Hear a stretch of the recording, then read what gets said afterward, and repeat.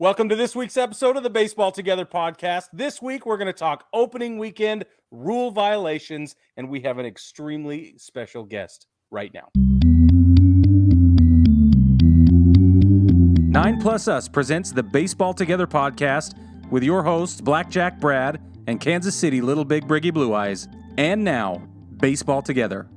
Baseball family, welcome to this week's episode of the Baseball Together podcast. I'm one of your hosts. I'm Brig, and I got the big Brad Master here with me. How are you, Mr. Bradman? I'm doing well, Brig. Thank you very much. How are you today? I am outstanding. Good. My fridge broke, so if somebody could send help, that would be great. But otherwise, things are magnificent. You need to find somebody who went to DeVry at least for a year, because then they can fix anything with a plug. Yeah, that's a great idea. That's a you Baseball family, if you know a thing about it, please jump in the comments and let me know. I will be throwing away all of my food as soon as I get done here. It's very exciting. Oh, man. All right. Good day. Let's talk about the great days we've had in the immediate past with opening weekend, Brad. It has been such a great opening weekend for some, such a terrible opening weekend for others. And it continues to be interesting no matter what. No matter where you fall on the continuum, it continues to be fascinating, specifically given the rule situation. We're going to get into that.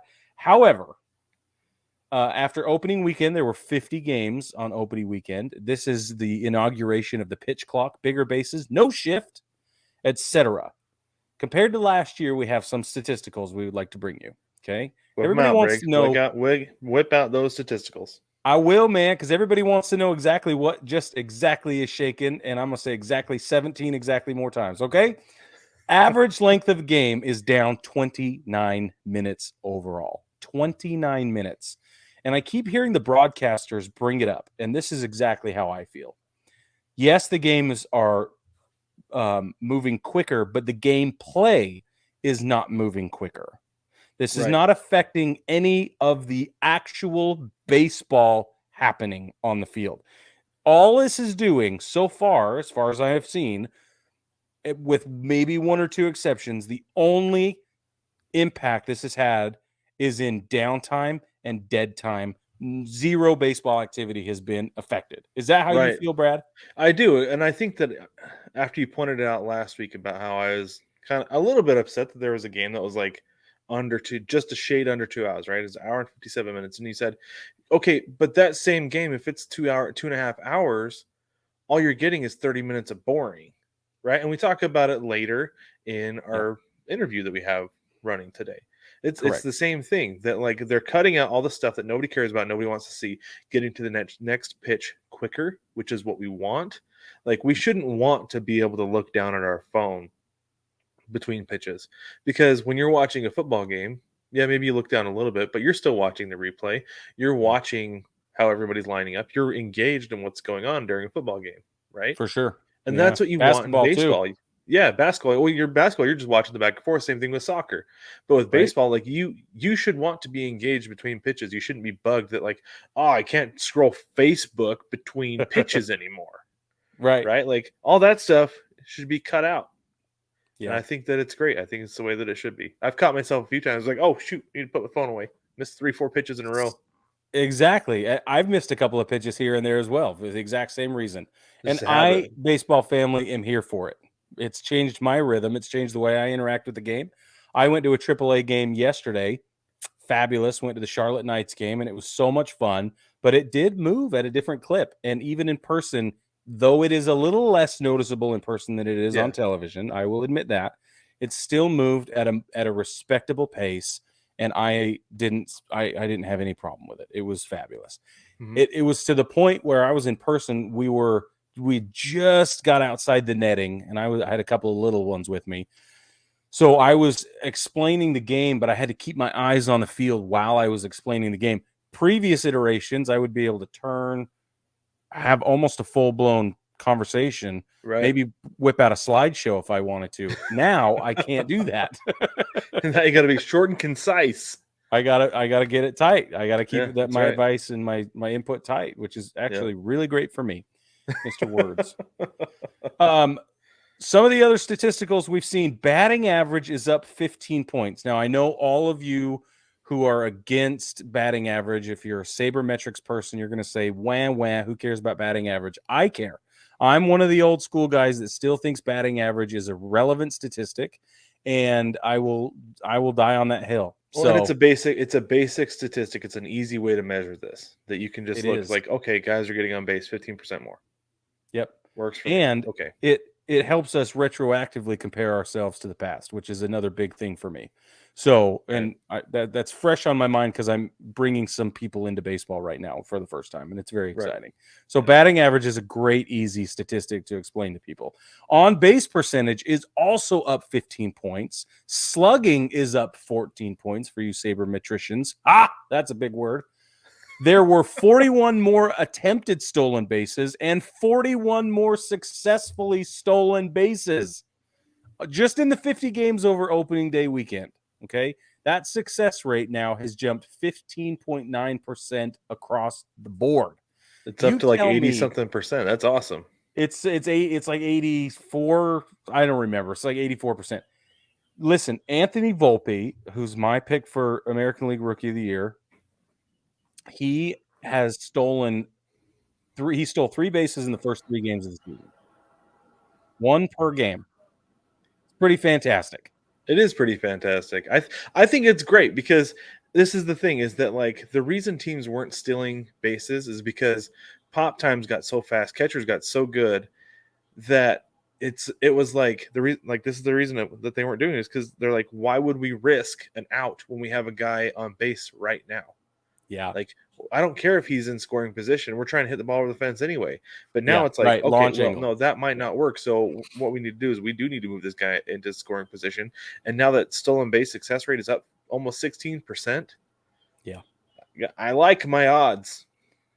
And if your like my name is odds. Corbin Carroll, you really dig your odds because Yeah. homeboy stole back-to-back bases against, I think, Will Smith when they played the Yeah. Dodgers in Yeah. Chavez Ravine this weekend. And they went uncontested.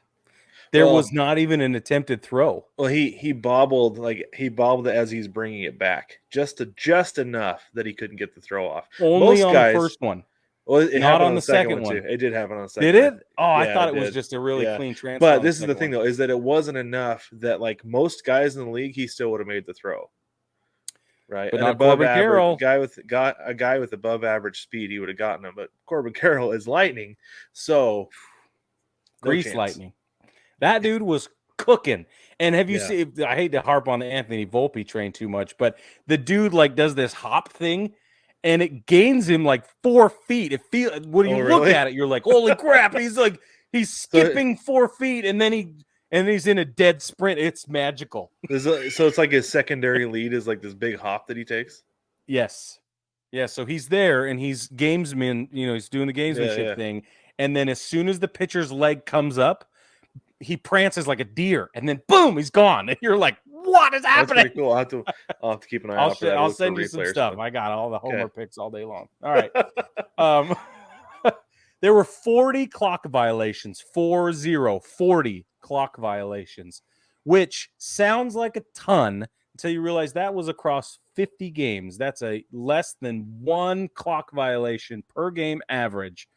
So for the disruption fans, the fans that think this is going to be massively disruptive, that has not proven the case. There have been some isolated incidents, and we'll get into that.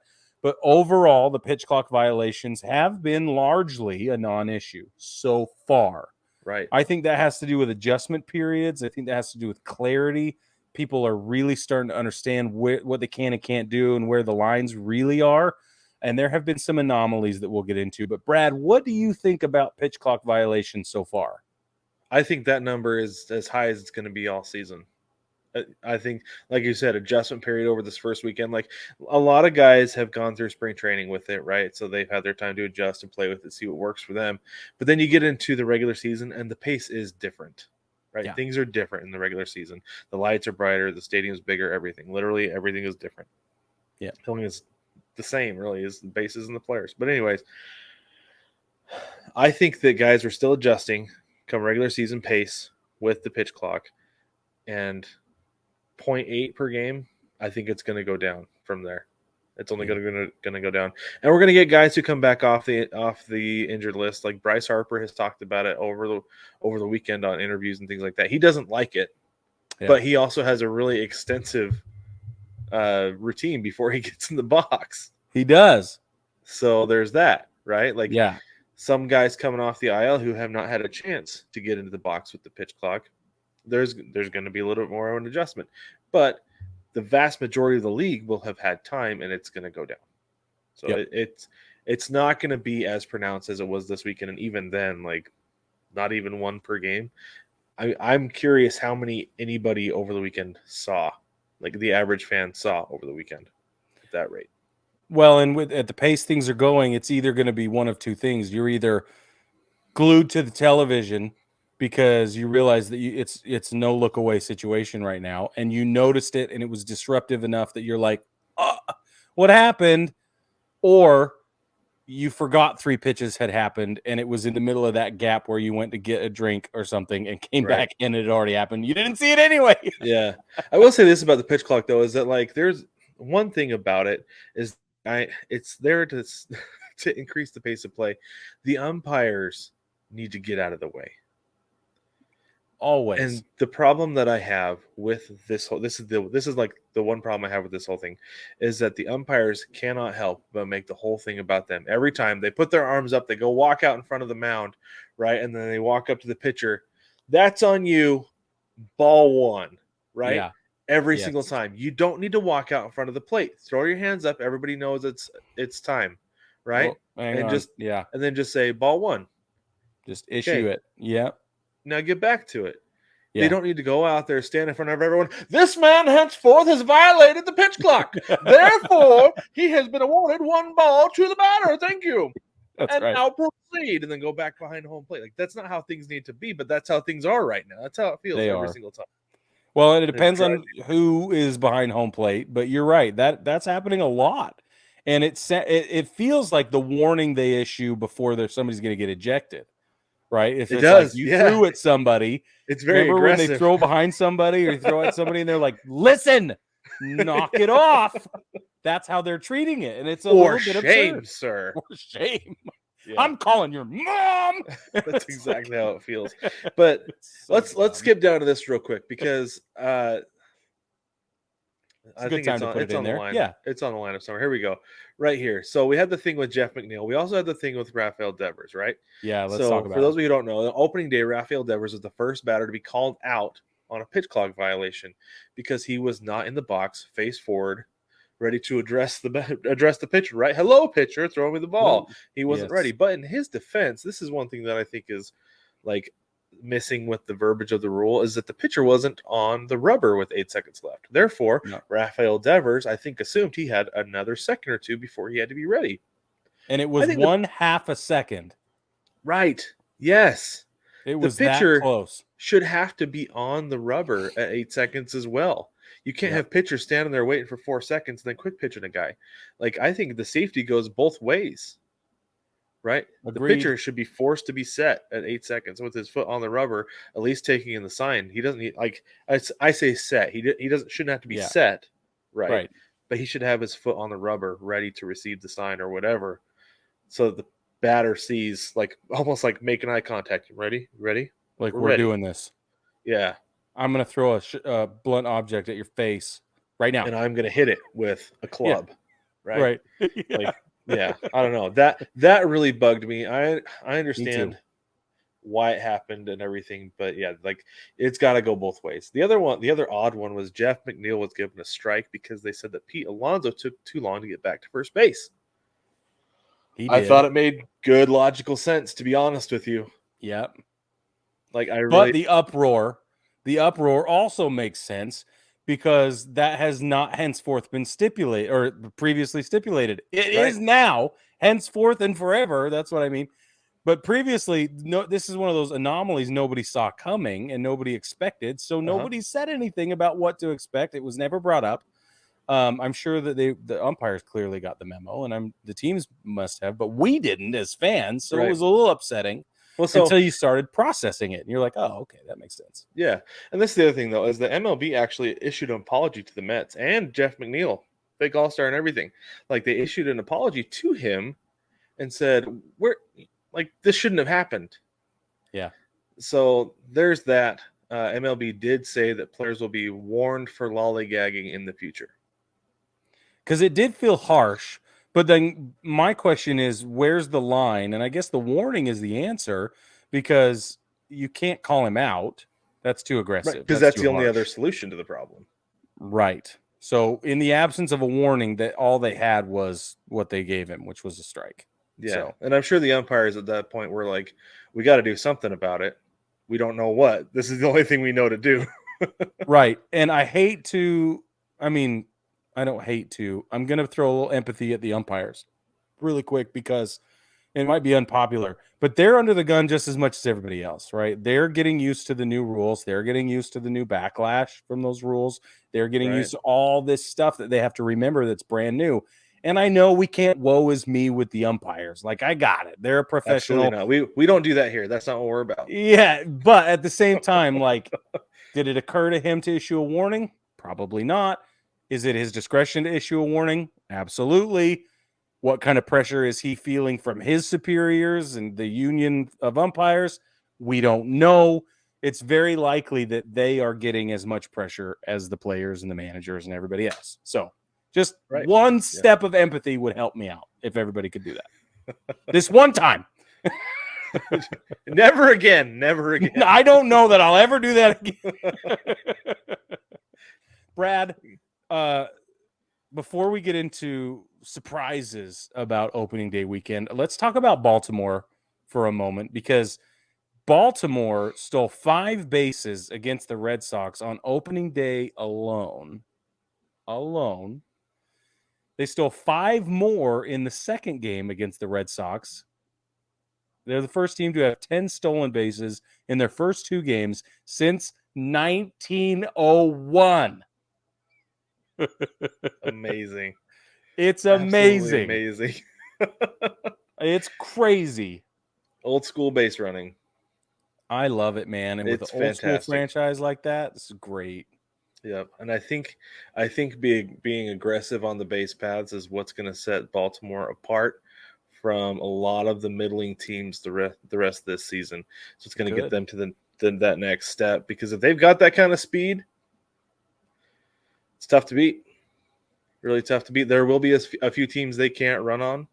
Yeah. But they're going to exploit it when they can. That's for sure. Who do you think they're going to have a hard time running on now that we have the balanced schedule and there's a lot more catchers they're going to face?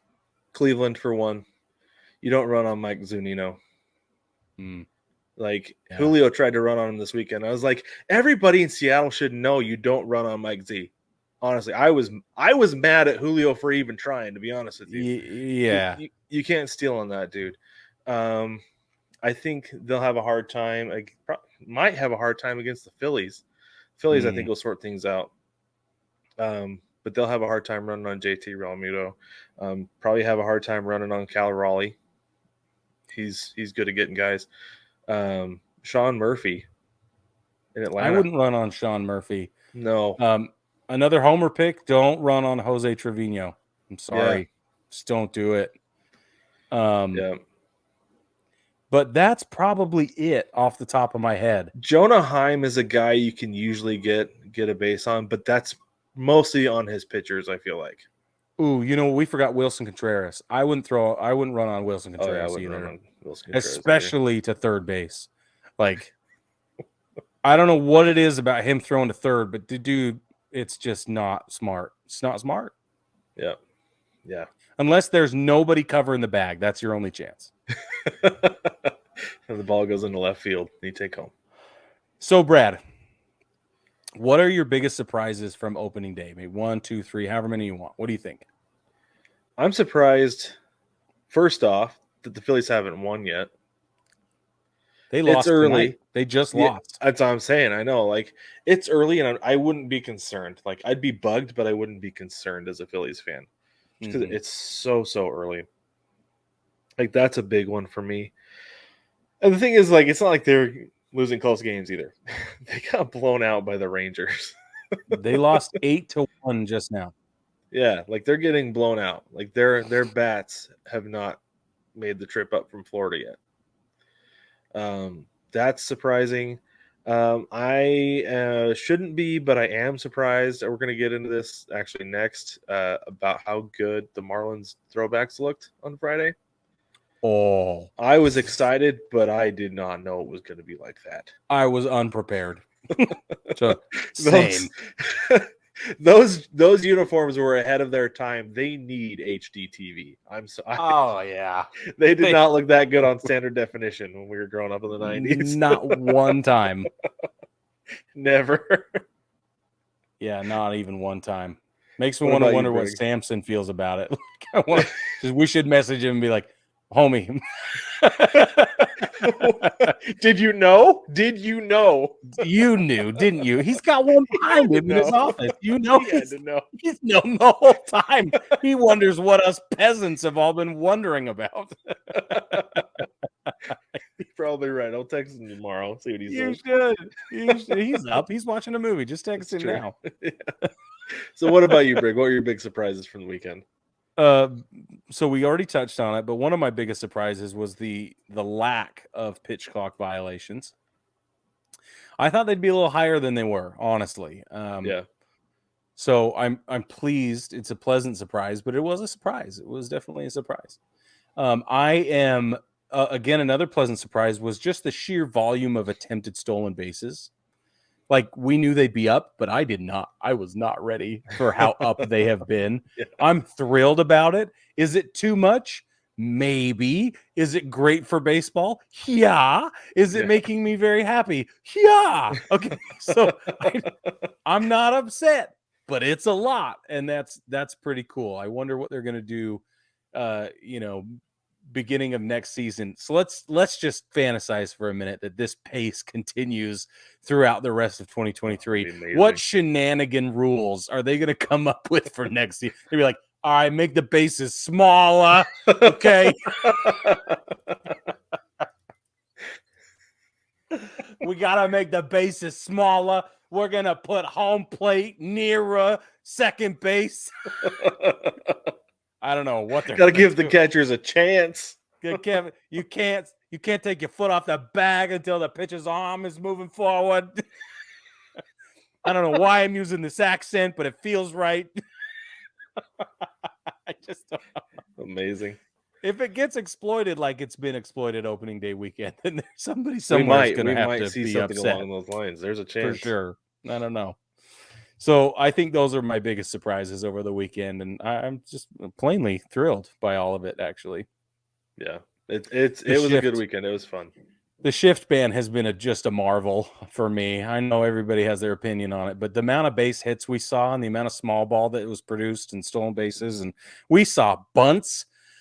I saw a no out bunt. I was like, this is fabulous. Yeah, I'm having so much fun already. Yeah, it's going to be a great season. All right, let's talk a little bit more about the Marlins uniforms. So, social media about blew up on Friday because these things looked so good. We talked about that, but they did get some hate because that great big ADT logo on the sleeve. Yeah. Now, we haven't talked about this a whole lot yet. We've kind of dabbled here and there about it. Touched on it. Yeah. But do you think that the ad on the sleeve is that big of a problem? Look, I've made that very clear in the past, and I'm going to say it again because this is the prime example I've been waiting for my gilded soapbox. Are you ready? Let me just sneak it out here. Step right on up. Okay. They need to be in the team's colors. If they're not going to be in the team's colors, I'm going to have a problem with it. And this is why. It sticks because out it clashes. It doesn't make any sense. There's no continuity there. There's nothing about it looked good. And I don't understand. The Motorola one that they wear on the Padres uniform looks fine because there's no color contrasted issues. There's none. So I like color. Right. I like color theory. I understand parts of that enough to go, and I'm like, that's how it made me feel every time I saw the patch on the sleeve. Yeah, and I can see that, but I don't know, like, it doesn't super bug me like that much, Like when the game is being played, I don't notice it. Like, not I know when there's action. Yeah, I know that the sleeve is supposed to be facing towards the camera when the batter is at the plate, right? So like a right-handed batter's gonna have on the left sleeve and everything, but it's still not so big that it sticks out. Like my thing is that as long as they're not going to get to the soccer kit where you see the advertisement way more prominently than the team name or the team Right. crest or logo at all, like that's where I would really have a problem with it. I don't care if you got the Nike swoosh on the chest. Everybody has that now. Like It's that is fine. professional sports. That's fine. And honestly, the patch on the sleeve is a better solution than a lot, right? That's a better place than you could have it. Yeah. Most places you could have it on a baseball jersey, like because you could have Yeah, it on I the back, agree. you could have it down the side, anything like that.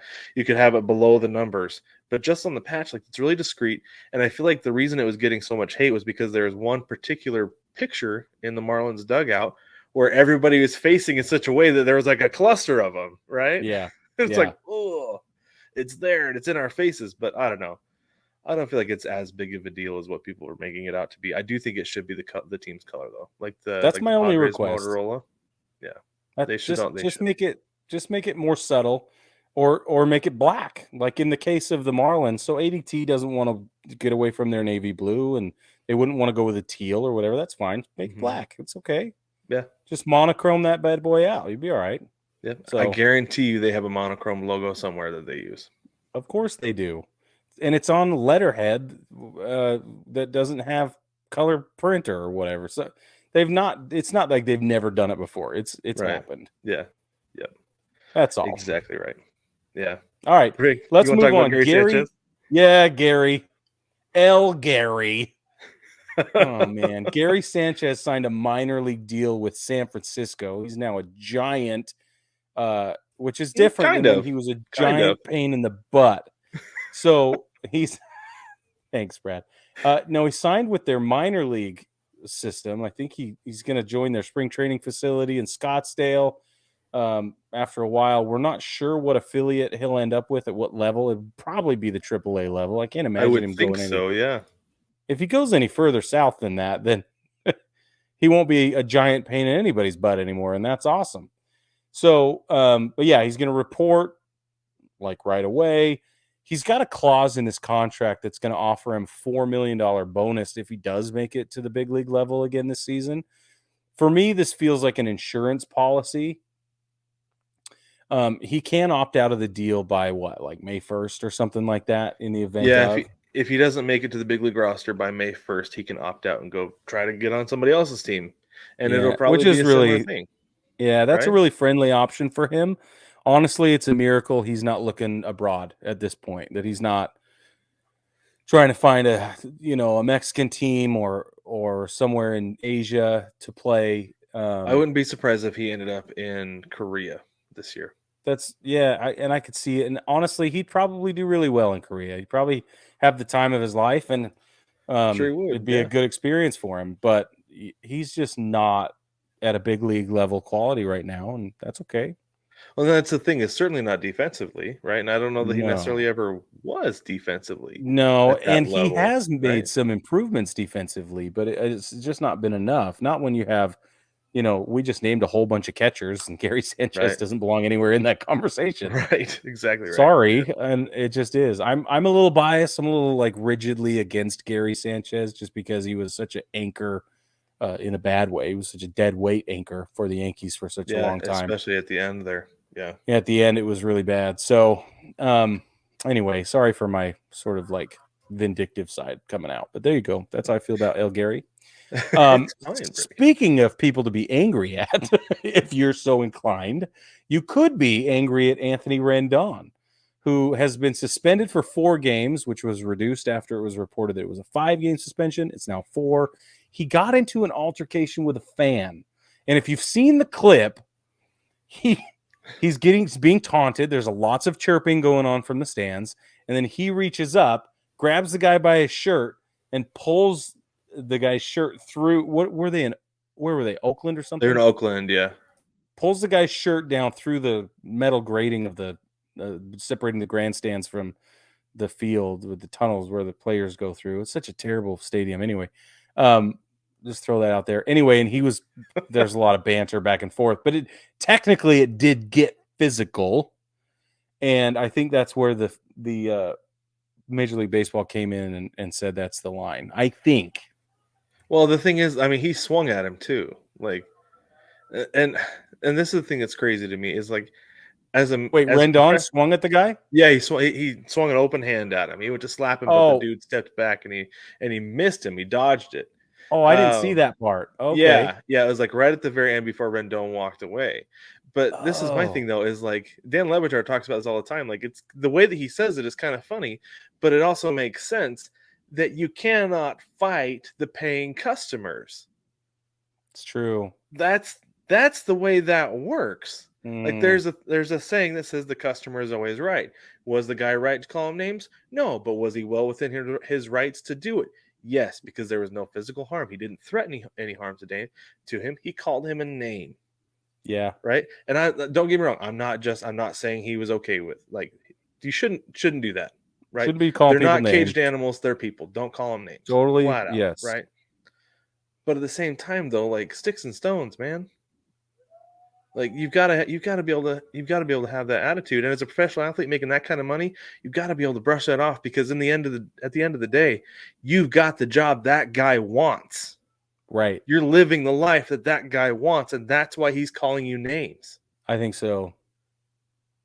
Like you've got to be able to brush it off. And I understand it's not always easy because you get it over and over and over again. But man, you can't grab a guy by the shirt, much less swing at him like that. That's not you're okay. absolutely right. You're absolutely not okay. right. And you know what Rendon's done with this as well is he's giving every single fans at every single stadium that the Angels travel to this year. He's given every single fan in those stadiums ammo because they know there's a trigger word. Yeah. And they know that it's going to get under his skin.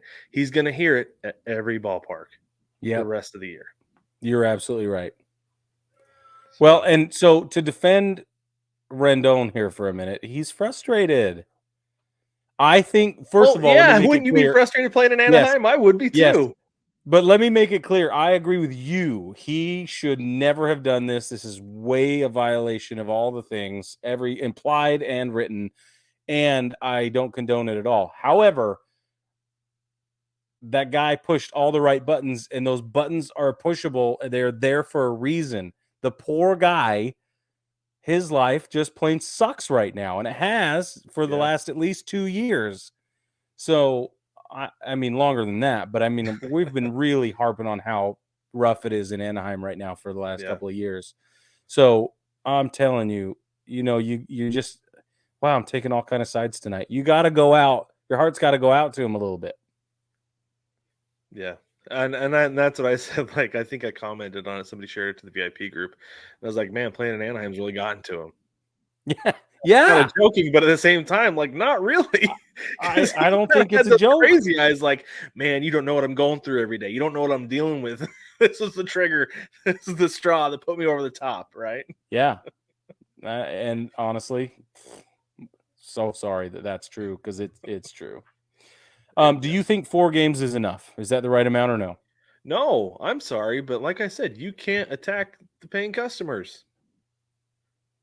I'm not saying he needs to get fired, but 4 games isn't very many in a 162 game season. Anthony Rendon's gotten off pretty easily the last couple years of suspensions. I'm pretty sure he got put on timeout. That's how I look at this. Yeah. Go sit crisscross applesauce in front of the front door, and when I'm ready, I'll come get you. Yeah, at least he's not injured this time. Last year he was injured, and they just took him off the IL early, so he could serve suspension while he's still recovering from an injury. But yeah, you're right. No. Anyway, last thing we have for you before we take a break and bring you what is truly a very exciting interview. We are thrilled about this interview, but before that, the Braves are going to retire Andruw Jones' number 25 jersey on September 9th. Now, this is going to happen before the Braves play the Pirates. Brad, yeah, I have so many questions. The first one is, if you are running things in Atlanta, do you retire Andruw Jones' number? I think so, and I probably would have done it several years ago. Okay. He retired in 2012. Andruw Jones is one of the best defensive center fielders we've ever seen. I don't know. I still don't know why he's not in the Hall of Fame. Maybe because his last few years weren't that great, and he was only an All-Star 3 times. But the guys his contemporaries were really, really, really good as well. Correct. Right? It's hard. It's hard to get into the All-Star game, depending on like who your competition is. But I don't know. I think Andruw Jones was an electric player, is very exciting, and obviously meant a lot to the Braves, right? Yeah. As somebody who grew up watching the Braves on TBS, I loved Andruw Jones. He was one of the guys. He was one of my favorite players. Obviously, Griffey was my favorite player because he's a Mariner and he's Griffey. But Andruw Jones was right up there behind him. Yeah. And so maybe I'm super biased, but no, I think it's taken too long. What do you think? I'm agreeing with you. I think that retiring his number makes a ton of sense. 5-time All-Star, 10-time Gold Glove, Silver Slugger Award, plus Major League Player of the Year. His career WAR, if that's your thing, 62.7 overall. His OBP 337, slugging 486, OPS 823, lifetime batting average at 254. That might be what's keeping him out. It was that he played in batting average era. Right? He did. And 254 was just right under the mark. Mm-hmm. So Hall of Fame, I don't know. I don't think I've ever thought that he was a first ballot guy, but I think he should have gotten in. I think 77% of the vote, let's say. Yeah, I think his WAR is what's going to put him over the edge. 62.7, that's justifiable if you're into that particular metric. And I like it a lot. I don't think it's comprehensive, but it's as close as we have. So if you take it one step down and talk about the Braves organization, not the Hall of Fame, but the Braves Hall of Fame is what this is. Right. Then I think it makes a lot of sense. And I think the Culture Club will look at him like really, really closely, and I think that's how he gets into the Hall. That makes sense. So, that makes sense to me, and I'm okay with that. Yeah, I am too. So, what is this a strategic placement prior to them playing Pittsburgh? Oh, absolutely. You want to win those games. Yeah, 100%. I was actually shocked last year that they had the Mariners playing the Guardians, but maybe they chose that opponent to retire Ichiro's number, right? But going into the season, you would have thought that would have been an easy game to win, right? Right. And come August, not so much anymore. Yeah. So no, I think the Braves circled this weekend on the calendar, and they're like, we don't have to worry about the Pirates. The Reds, maybe a little bit, but we don't have to worry about the not the Pirates. We'll be okay. So a bunch of tickets. Everybody come watch us win. Get ready for the playoffs. We'll be great. It'll be a great weekend for Braves fans. I think you're right. That's a good perspective, and maybe I'll just go down and see it. There you go. That could be a lot of fun. Very good. Okay, baseball family, tell us what you think. What were your favorite parts about opening day, opening weekend? Is there anything we missed? Are there any details that you thought were just absolutely fantastic? And let us know in the comments section below. You can also send us messages on other places, and we'll let you know all about that stuff after this really exciting interview with Mike Greenberg.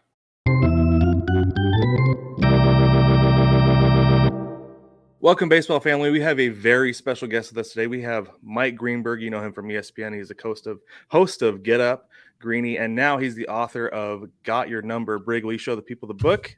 Yeah, man. There it is. I would show. I had to take the jacket off mine because my green screen doesn't work very well with the jacket, but it's great. It's a fantastic book, but we're going to get into it.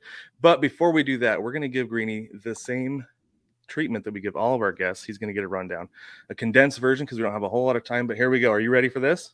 I'm ready. All right. First question for you is, what is your quest? Well, that's a really interesting question. What is my quest? I don't know exactly how to answer that, so I will just say the first thing that came to my mind. And I think my quest is to try and create an environment in my professional life where there is where it is a little bit less nasty and angry than I feel like most media is these days. Like there's so even inside the sports world, but obviously much more noticeably outside the sports world. I feel like the way that we talk to each other and the way that we debate with each other and the way that we deal with each other has gotten so ugly and awful in so many ways that what I try to do, and I didn't set out this way, and Mike and I didn't set out to do this when we first started. We just sort of fell into this because it's kind of the way we were as people, is just to kind of create a friendly environment where people can have a reasonable conversation every now and again. So I don't know that that's really a quest, but when you asked me the question, that was the first thing that came to my mind. I think it's awesome. That's terrific. That goes in line with our brand. We do baseball together. We don't care who you are. We want to do it together. I like it. So what is your favorite color? Green. Obviously my last name is Greenberg and my eyes are green. And so that's always been kind of a thing. So if you ever play golf with me, you will see that I always have a green glove. And my golf ball, my little Titleist Pro V1X, has greenie in green along the side, every single one of them. I will not play with any other ball. If I run out of those balls and someone says, I got a ball for a greenie, I'll say, no, I'm walking off. I'm done. I can't play without the greenie ball. And I generally always have something green. So green is, it's more than just my favorite color. It's sort of my whole being. That's awesome. That is awesome. Okay, first, favorite baseball team, is it the Mets? Is that right? No, it was the Yankees. So I grew up a Yankee fan. So Okay. both of my parents are from the Bronx. My dad, as I have mentioned lately a lot because we're promoting the book, my dad dedicated his first book to Joe DiMaggio, even though the book had nothing to do with sports at all, because he so idolized DiMaggio. When DiMaggio, I was working at ESPN when we got word in the newsroom that DiMaggio died. And I genuinely, of all the phone calls I've ever had to make in my life, calling my dad to tell him that DiMaggio was dead is one of the worst days that I've ever had. And my mom too. My mom grew up walking distance from Yankee Stadium, and she had an uncle who took her to all the Yankee games. So her favorite player was Phil Rizzuto. And so we were a Yankee family. That's awesome. So if the Yankees were a beverage, what would they be? Huh. Well, that's a really good question. I mean, so that is that a way of trying to ask me what my favorite beverage is, or is that your way of trying to ascertain what I think the Yankees remind me of? Because I don't know that those are necessarily the same thing. I mean, the Yankees, I think, would like to think that they are like, a bottle of Dom Perignon, like some extremely, exclusive champagne. I don't know. Like most of my favorite sports teams tend to lose a lot. The Yankees are the only ones that don't. So most of them are like the Jets are like a cheap beer. The Jets are like Rolling Rock or something like that. Yeah, Rolling Rock, which is what I grew up drinking from Latrobe, Pennsylvania. But I'll say something more like a Belvedere vodka. How about that? That's sort of a classy vodka. So on a good day, it sounds good, but the reality is most of the time it just makes you angry. Yeah. We had somebody who's a Red Sox fan called the Red Sox orange juice and toothpaste. So I kind of like that. I hadn't thought of that. That's not necessarily a beverage. Right. I guess it could be a beverage. A lunatic, but I like that. As a Yankees fan myself, I was very pleased with the orange juice and toothpaste reference. I thought that was fabulous. That's funny. All right, if baseball was an ice cream flavor, what would it be?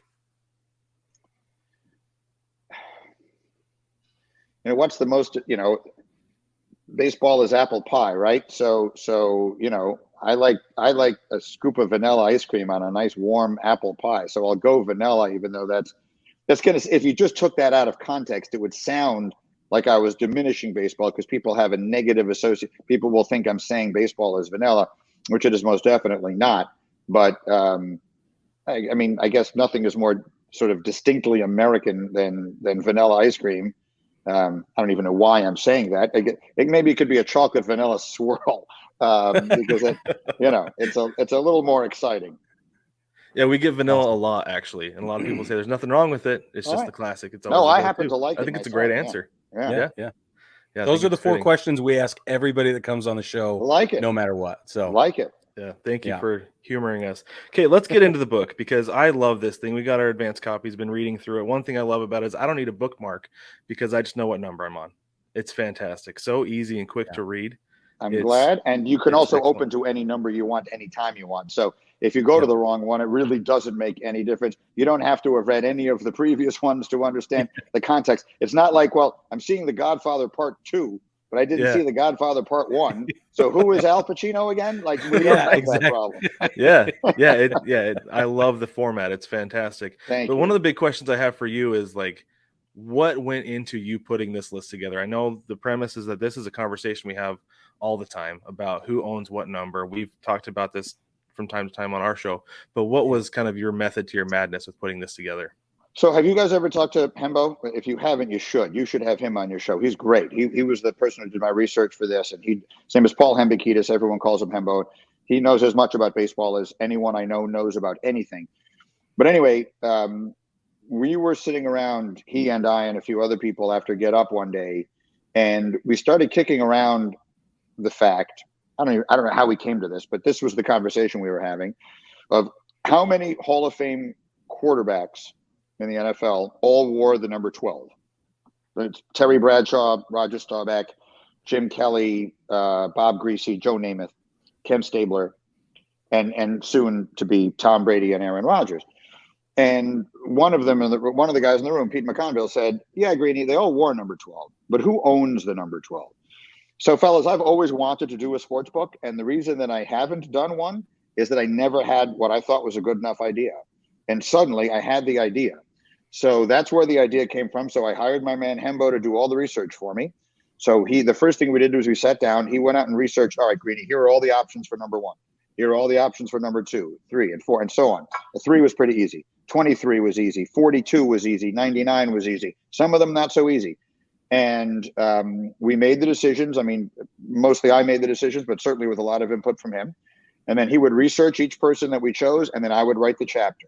So that's how we did the book. And what I like most about it, what I hope that anyone listening to this conversation will understand about it, is that the book is really 2 things at once. It is sports debate, because I'm choosing. So, for example, number 21, which was a brutal decision to have to make. 21 could be Tim Duncan, 21 could be Deion Sanders, and 21 could be Roberto Clemente. And you obviously couldn't go wrong with any of them. So why did I choose the one I chose? And do you disagree? Now there's your debate. But it is also a sports history book. Now, when I was a kid, I loved sports history. I read everything about sports history, and I don't feel like there's as much of that in the culture anymore. So I'm proud to have written a book like that. So I think that people, even the most astute sports fans today, will learn a lot, because I most certainly did from the research that we did, will learn a lot about athletes, even the ones they think they know a lot about. You may think you know everything about Babe Ruth. You may think you know everything about Willie Mays. You may think you know everything about Michael Jordan and many others. But I promise that when you read this book, you will find out things, at least one thing about each of the 100 that we chose that you did not previously know. So it's sports debate and sports history at the same time. Well, and I also got to jump in and say that I love the format of the historical context, because we live in a Twitter universe right now where people want more bite size than they do want long form. And you have found a way to straddle context and like the impact of the information in such short form content was terrific. So I applaud you for that. That's hard to do. Yeah, that was the challenge for me. So the book really, my role, A, I had the idea, then B, I chose the 100 people, and then Hembo would do the research. So my role really was trying to organize it. You write a little nice intro and a little nice outro, but then the real challenge of it was organizing the information, to your point, in a way that it doesn't just feel like an onslaught of numbers, because at some point, no matter how remarkable the numbers are, you're going to lose interest in that. I mean, we get it, Greeny. Everyone in this book was great. So you have to find a way to put the stuff into some sort of hopefully interesting context. And that really was, for me as the writer, the biggest challenge I had. I'm sure. Yeah, I think that's great. Who was the hardest person to leave out?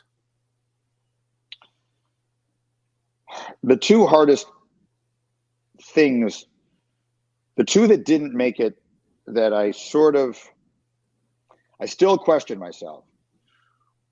at number 80, we chose Jerry Rice over the Miracle on Ice team. And, the Miracle on Ice might be the most memorable event in the history of American sports. Right. And at the end of the day, we couldn't find another way to get Jerry Rice in the book. And I felt like, first and foremost, this is about the greatest players and the greatest legends. And while that team will always be remembered, and we do have teams in here, it's not just athletes. There are like 72 is the 72 Dolphins, 86 is the 86 Mets. But I felt it was more important. We didn't put any of those in at the expense of an all-time great player. And I prioritized putting the player in ahead of the team. And I still what can I tell you? I go back and forth on whether that was the right thing to do or not. I guess what I'm saying is, sitting here now, if you would ask me that question and Jerry Rice wasn't in the book, he would have been an obvious answer. How the hell do you write a book like this without probably the greatest football player, all things considered, that ever lived? Right. So I don't regret the decision, but that one was hard. And then the other one was the number 4 was not to have Lou Gehrig was brutal. And here's how we made this decision. Okay. So I'm ready. 4, there were three names. There was Bobby Orr, there was Brett Favre, and there was Lou Gehrig. Yep. Bobby Orr is the second greatest hockey player that ever lived. Lou Gehrig's legend, because of the ALS and because of the movies and everything else, might be the greatest. Well, certainly of those three is the greatest. I mean, everyone knows his name, if only for tragic reasons, whatever it is, 80 years after his death. But in this one, I didn't feel it was a tie. Like in some cases, I used the player's stature to break a tie, but I didn't think it was a tie. Favre is nowhere near the second best. He's not even anywhere near the second best quarterback that ever lived.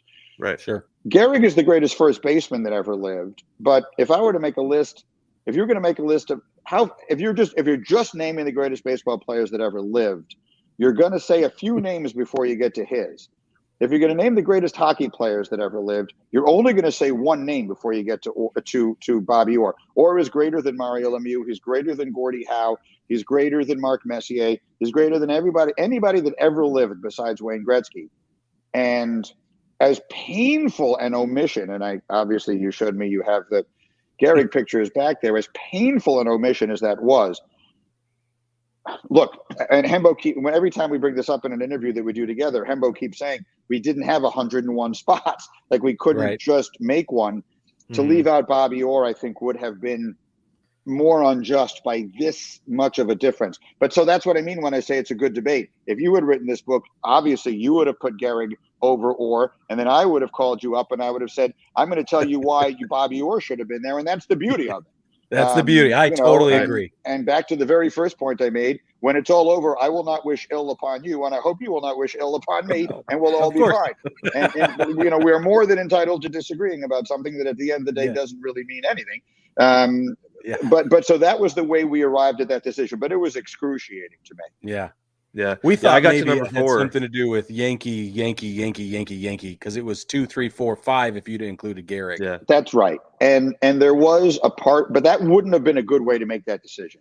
Like there is a part of you that thinks if someone is in a bookstore and they pick this up and they just leaf through it, and they just read the beginning, they might think, this is all Yankees. I don't like them anyway, and put it away. And we have every sport represented in this. Hembo actually made me a sheet. So for anybody listening to this, there are 24 football players, 20 baseball players, 14 basketball players, 9 teams, 5 Olympians, 5 boxers, 5 golfers, 4 hockey players, 4 tennis players, 3 coaches, 2 drivers, and a horse. There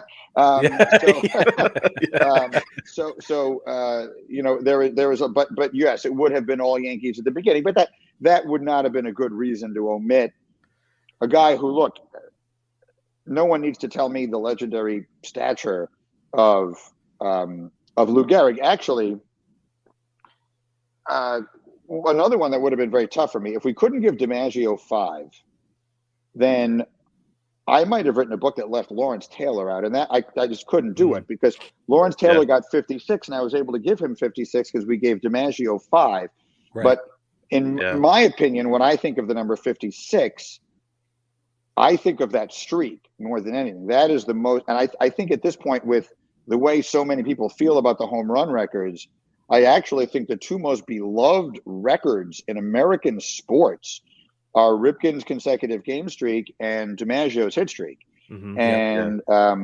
So that would have been a tough choice, because you can't write a book like this and leave out Lawrence Taylor. He's the greatest defensive football player that ever lived. So the conversation we're having, it gives you a sense of it was not easy. Like, these were hard decisions to make. They were fun, but they were hard. I love it. Yeah, it's fantastic. I got to 4 and I was like, okay, I can see that. That makes sense. Okay, one more question. We'll let you go. This is a strictly baseball question. Baseball has an eyeballs problem. What needs to be done to fix that? They're doing it already. I love what they're doing with the pitch clock. Are either of you opposed to the pitch clock? Nope. Used to be, not anymore. All right, excellent.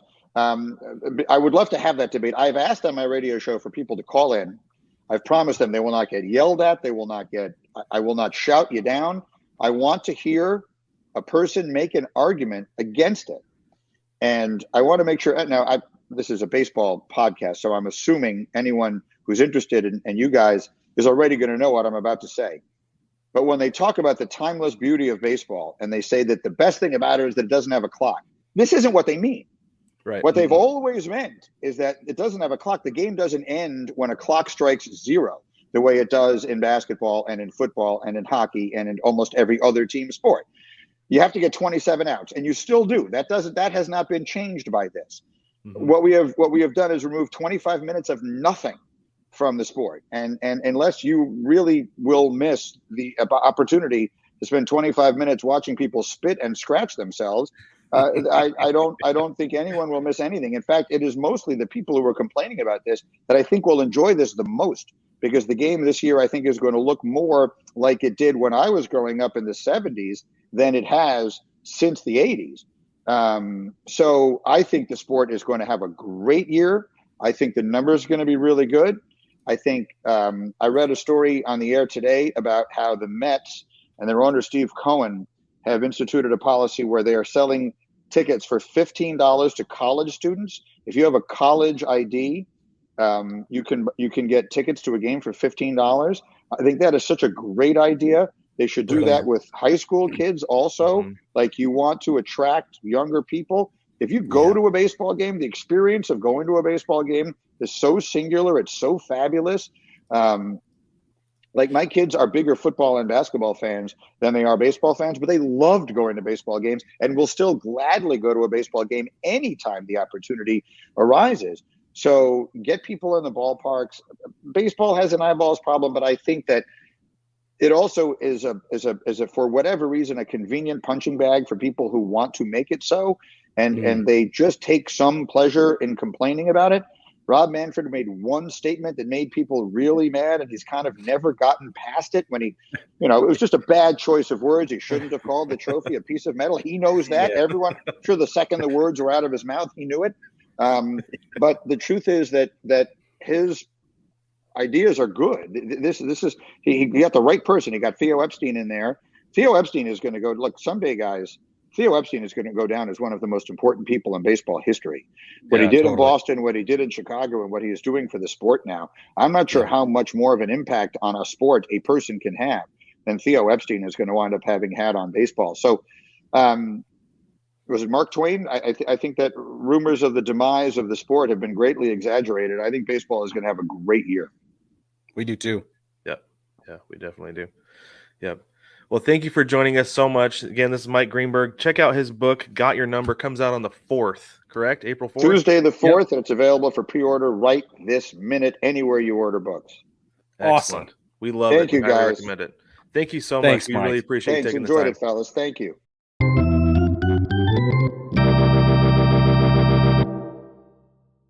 Holy cow, baseball family. We hope you enjoyed that interview as much as we did. That was so much fun, so enjoyable, and we love doing interviews. We hope you guys love them as much as we do, because we're trying to bring you guys some killer conversations. So that was so much fun. It was a great one.